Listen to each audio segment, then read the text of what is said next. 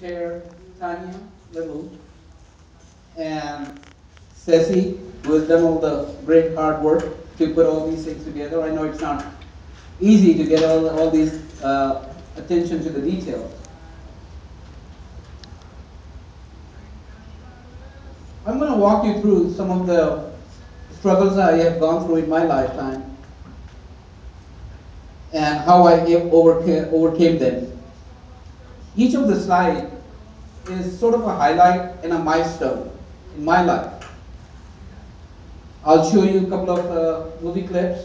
One of them is really favorite, and I'm sure you would recognize it. And I will talk about how magic has taken place in my life because I never gave up. I kept at it, and that's why I'm here today.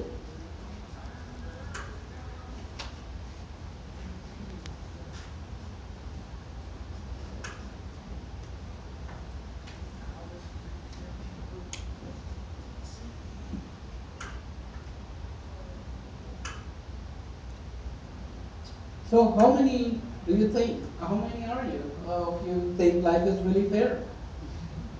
Got to be at least one, come on. Well, that's very good. You're all very smart. Life is not fair. How many think life is really not fair? Come on. Must be the other way around. How many don't care? Come on. Well, life is not fair. In my case, the balance is a little offset. I was born with the missing gene. I was walking until I was 40. And now from a two-wheeler motorcycle, I went to a six-wheeler wheelchair. Some of you might be able to relate to what I'm talking about when something like this happens in your life. When money wins and the love loses. How do you feel when that happens? Don't you feel cheated? That's exactly how I feel. I feel cheated. I didn't get my fair share. But what can you do when you are dealt with a situation like that? I think life is something of a card game. Sometimes you're dealt with good hand, royal flush or something like that, aces, and other times you don't. You have two choices left. One is to hold the cards or fold the cards and walk away. Well, I decided to hold the cards. And I tried to do what the best of it when I was dealt with a bad hand. And that's exactly what I did. My name is Shahid Presentation, and I am a senior procurement engineer with DGS. I've been here 27 years, and I'm very fortunate and very blessed that I have all these opportunities that I have used to succeed against all odds. I'll share some of the struggles, like I said, about my story. I'll walk you through some of the magic that has happened in my life. And it's all because I never gave up. I kept at it. I just did not fold my cards. Here I am. See how cute I was. 8 years old. I was walking fine. I was just like any other boy. But I made my team lose because I couldn't run as fast as the other kids. And I was the last one to be selected in neighborhood teams when we were playing sports.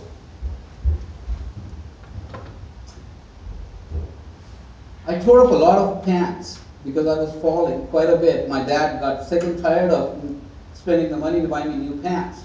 He ended up buying me a bicycle. Well, I tore more pants because of that. At age 15, he bought me a motorcycle. So I was riding that, and I had a lot of fun doing that. Like I said before, I was born missing a tiny gene, but look what it has done to me. It doesn't mean you give up. It makes you stronger. It keeps you going. And now, after 50 years or so, I think if I did not have a disability, what kind of a person would I be? The tiny gene and the disease that comes from it, it's called spinal the gene that's missing is SMN, spinal motor neuron, and the resulting disease from that is spinal muscular atrophy. There are a lot of people in this nation, around the world, who are affected with spinal muscular atrophy. It doesn't care about ethnicity, it doesn't care about gender, it doesn't care about anything. There are some severe types in it, some are not so severe. I'll talk about some of my brothers and sisters in a minute who had a little severe problem than I did. There are 42 types of muscular dystrophies, and SMA is under that umbrella of muscular dystrophies. Actually, just last week, another one, muscular dystrophies, was added to the umbrella, and it's now 43 instead of 42. Half of my siblings are affected. There are 6 of us. My older brother passed away at about 49 years. He dropped out of school at grade 10 because of structural difficulties and transportation problems. Another sister of mine, she dropped out at 8th grade. So I have 2 examples in front of me. The other 3 sisters are normal, and they have their families. I did not want to waste my life watching the world go by through the window. I wanted to do something. I wanted to live a normal life, and I want to be mainstream. I refuse to be put in a corner and let the system take care of me. I guess I am too stubborn for that. There is no cure yet, but tens of millions of dollars are being spent. The research is going on. UC Davis, right, not too far from us, is the National Stem Cell Research Center. And I sure have hopes that someday they will find the cure, but I also doubt it would happen in my lifetime, or if it would do any good to me. There's website addresses for those 2 organizations. The first one is the Families of Spinal Muscular Atrophy. It's over 10,000 families that are members of this organization. I discovered this in about 1995 and became a member and have been a member ever since. This is where I come from. I put this slide in there just to give you a taste of what it looks like on the other side of the world. There are a lot of disabled people in the United States that have done a lot more or equal to what I have done. So I haven't done anything remarkable in my view. But there is something unique that I have done, and I'll let you figure that out throughout the presentation. Karachi, Pakistan. It's not what it used to be 30 years ago when I was there. It used to be a fine nation and a good developing country. So what we see on TV hurts me too, but that's the way things are. The exchange rate at that time, I remember, from dollar to rupee was 1 to 15. And it takes a lot to survive in a developing country like that, where you have structural problems, transportation problems, and not too many employment opportunities. So I knew I wasn't going to really make it over there. So the family pulled together, and I had $600 altogether for tuition, another $600 cash, and the plane ticket. I almost went to Saudi Arabia or Middle East countries just to get out of there and make my life. But my older brother had been in touch with MBA since 1975. So that's what kind of made me come to the United States, because employment opportunities are much better here. The structural problems are much lesser here, and transportation problems also are not as many. But I think to top it all is the society itself, the culture itself. The people are educated. They understand some of the extra burdens we disabled have to carry on our shoulder, besides competition and struggling through life that a normal person would do. So I come to Reno. Why I selected Reno? To tell you the truth, I really didn't know much about universities from 8,000 miles. It was the cheapest. And I knew I would have to work my butt off to really, sorry about that, to survive through school as well. Because our families were not rich, we didn't have a treasure sitting back there to support me. So the first thing that came out of my mouth was, wow, what a lively city I have come to. Little I knew, the struggle was just beginning. The battle was just starting. I had no idea what I was up against. Twice, I packed my bags. I couldn't take it. It was not possible. But there was something in me that said, I cannot face failure. I would rather face the struggle and make it through.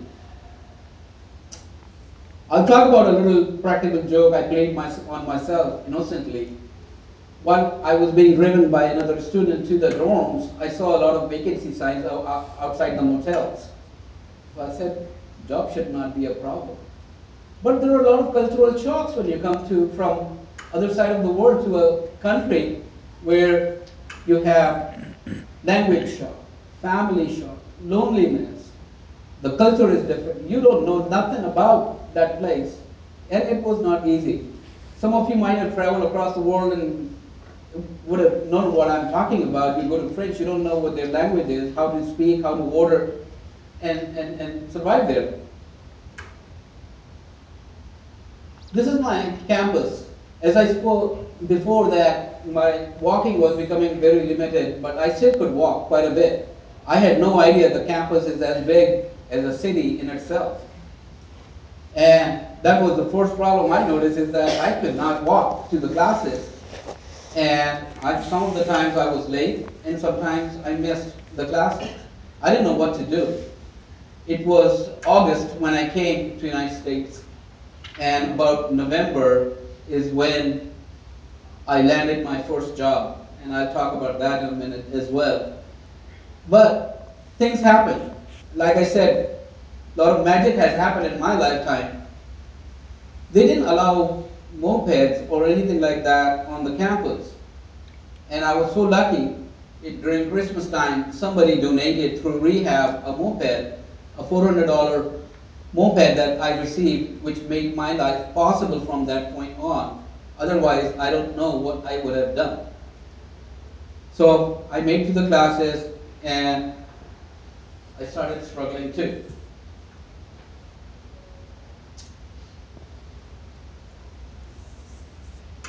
I was looking for a job, so I went down the street on Virginia Street in Reno. Anywhere I saw a vacancy sign, I thought they had a job opening, because that's how it is back home.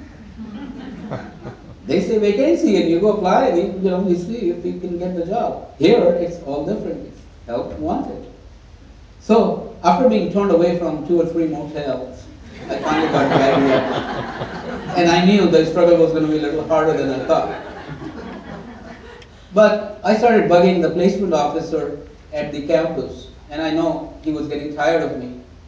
But he recommended me to the gift shop at Flashman Planetarium, and I heard him over the phone. He says to the lady across on the other side, well, this guy speaks King's English. And the lady I heard from the mouthpiece over there was, we'll teach him Queen's English, don't worry. And I still carry that tradition. I did some star shows, I did some school shows, and this was about 2.5 miles from my home. And it was quite a struggle to carry the backpacks and everything with me until I got that moped, which made it possible and turned my life around to something of manageable. The tuition was pretty high. The books were very expensive. Engineering books are not cheap. So I got another job at Harris Auto Collection. I was a tower guide. I had to climb up a ladder, sit on top of the tower there, and make sure no visitors would steal those classic custom designed items on those antique cars. So I did that for a while, and during that time, I was at a meeting and I heard the director say, hey, we've got this IBM XT sitting in the library that nobody knows how to use. Is there someone in the room that can do something with it? Guess what? Shahid raised his hand, right?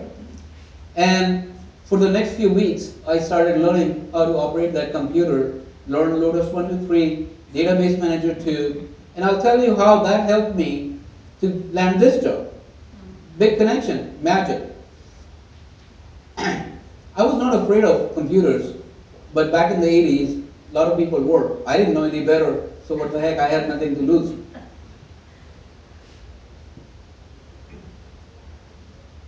Isn't that nice? Our building is really a gift to us. It's by the river, fully accessible. I have no problems in this building. And I think kudos goes to the Division of State Architect for combining the federal and the California standards to make it all so easy for me. And you will see a little clip where I come out of the garage and goes all the way to my office. Here's a little rundown of when I was hired. I talked about magic and how the computer relates to getting this job. When I came from Reno to California because there were no career jobs, I started bugging the CSUS placement officer. Of course, she was getting tired of me too, but I wasn't going to give up, and she knew that. Every week I would go and say, hey, do you have any calls for interviews? And I was just lucky. One day I was sitting in her office and the call came. It was Mr. Lee Cooper, Manager, Standards and Quality Control. And she puts a hand on the mouthpiece and says, do you want to go 10 o'clock to this interview? There I was, of course. I spent all day trying to learn about this job that I was going to go for the interview, and I couldn't find anything. So I called, and the person answered the phone, happened to be from Pakistan also. He invited me for dinner that night over there and told me all about what the job is about. I had no idea what the state system was, how there were two-step process.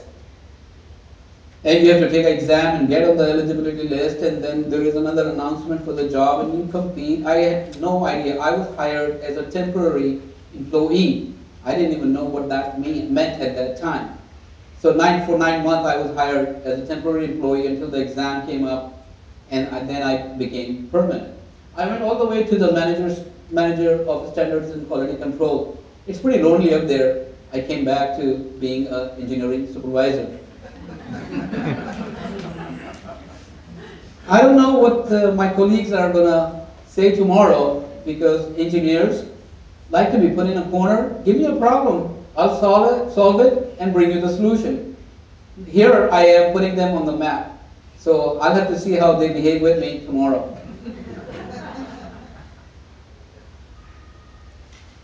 Here I'm coming out of the garage, and I'd like to play that clip for you to see how easy and accessible it is. And at that point, I also want to thank a lot of you who have shared their umbrellas for me from the garage to the building, picked up a few things that I might have dropped, and held the door open. I find myself very, very lucky. And guys, don't get jealous. A lot of ladies hold the door open for me too.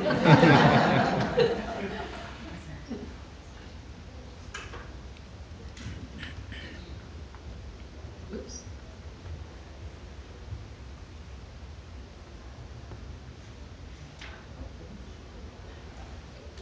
Turned off the lights and I can't see.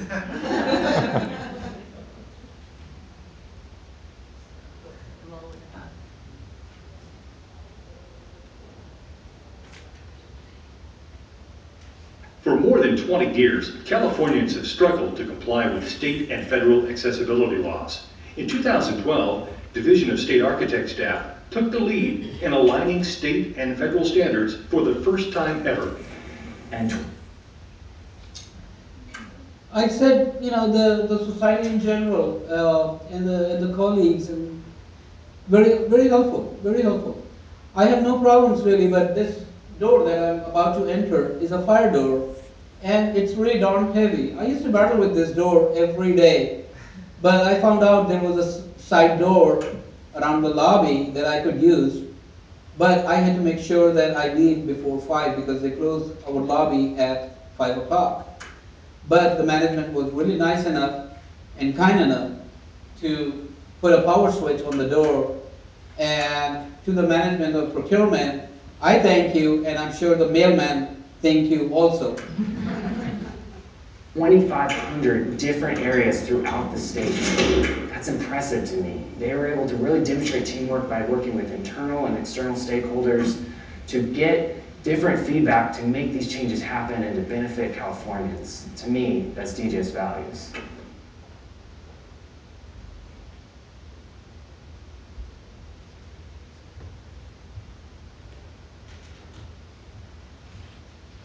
So I've learned a few things over the years while going through the struggles. I do want to mention one thing is just going back to what I was saying, how helpful the colleagues are. One time, we have carpet cleaning, it's coming up again. My manager even offered to pack up my boxes so it would be up on the desk, which was very nice of her. Thank you.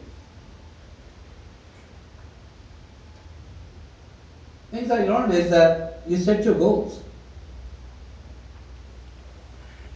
make good decisions, and be tenacious. What was my goal? To be in mainstream, live a normal life, and not be like my older brother, and not be able to do anything with life. I tried to make good decisions. When I quit Harris, they had actually offered me a quadruple salary as an accountant.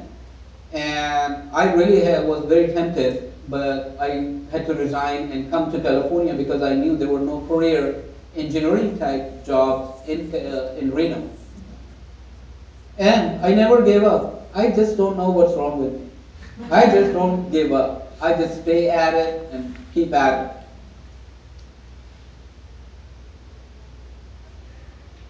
Believe in yourself. You know your strengths, you know your weaknesses, you know what you're capable of and what you're afraid of. I'm hoping that you would take away something from this presentation that will give you the strength, the pickup that you need when it's needed the most. You can accomplish anything in your life if you go after it and never give up. There we go. Never give up. And while you're at it, enjoy the life as well. I used to fly model airplanes. I travel, movies. I do everything that a normal, healthy person does.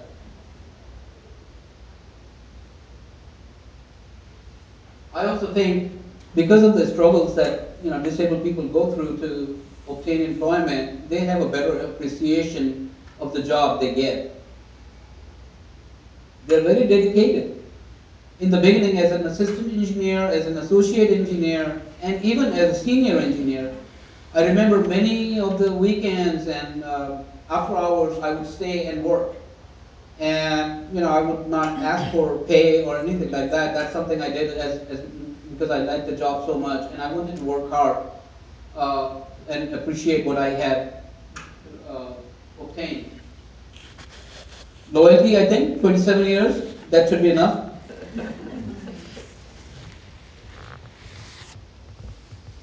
I think we are better prepared because nothing really goes according to the plan. You make plan for something, something else always happens. So you're prepared for surprises. Generally have a backup plan also because we know we would be stuck, we would be stranded, we would have no way out. I usually have a plan C too. Like for this presentation, it's on the network. Tanya has a flash stick, and I have one too.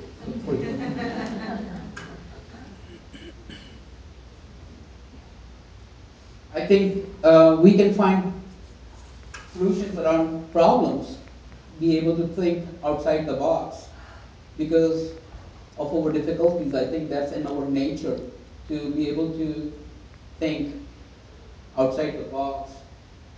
And I've solved a lot of my own problems by designing several things for my comfort. And failure is of course not an option. It's only one step behind me. I think it's the willpower that keeps me going. I'm sure some of you must have watched the movie Pearl Harbor.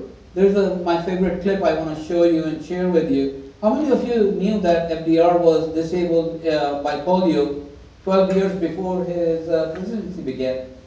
Anybody? Yeah. Good.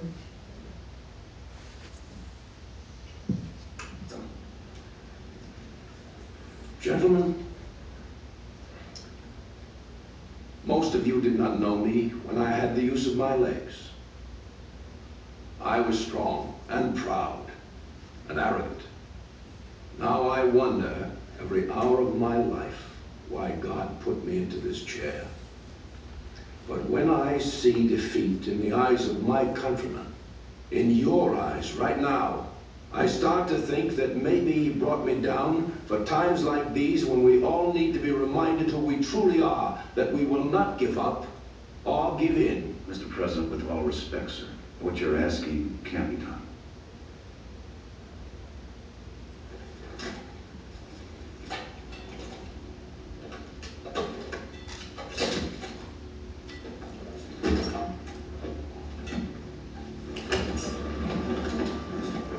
Mr. President! Get back, George. Get back.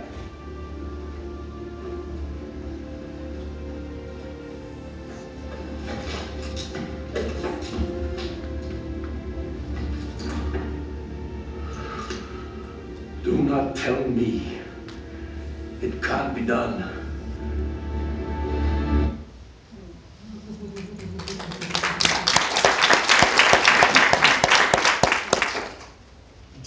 John Boyd has done a tremendous job of acting in this movie. This is my favorite clip. For the last 50 years or so, I remember a line from Love Stories, if some of you read that. It was, I feel like I'm falling off a cliff in slow motion, and every tumble and every rock hurts. And that's how I feel. But I'm glad I've accomplished a lot. I'm very blessed. I'm very lucky. Magic has happened. And if I can do it, you can do it. You might wonder where my inspiration comes from. Well, there they are.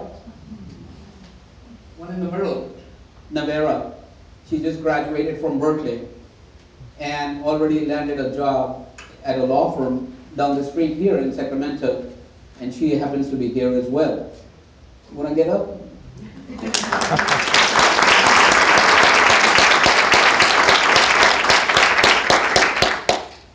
The other two are twins, and they are holding up my retirement, and I don't like it. Thank you very much for coming. I really appreciate your time. And if there are any easy questions I can answer, I'd be more than happy to.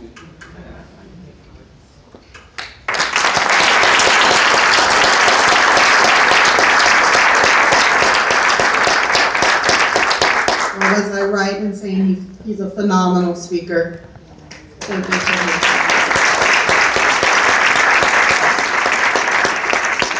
So I just want to conclude by, first of all, I'm sorry I'm so short, Fred, I can't even see you. I'm just going to talk loud by thanking Director Class for being here, and Esteban for being here, thank you, and for providing our opening remarks today. So I want to thank you.